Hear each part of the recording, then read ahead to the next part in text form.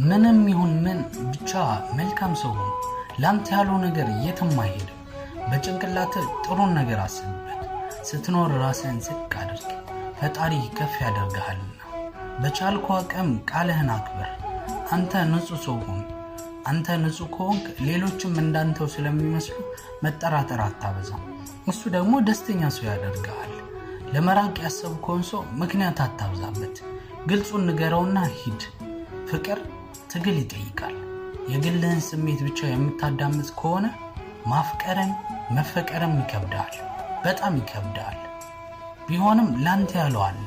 አትጨናነቅ። ቀጥተኛውን መስመር ይዘህ ሂድ። ካሰብክበት ቦታ ትደርሳለህ። አሁንም ልድገምልህ፣ ነገሮችን አታክብድ። ካከበድካቸው አንተኑ ይከብዱና ትወድቃለህ። ገባህ ወዳጄ?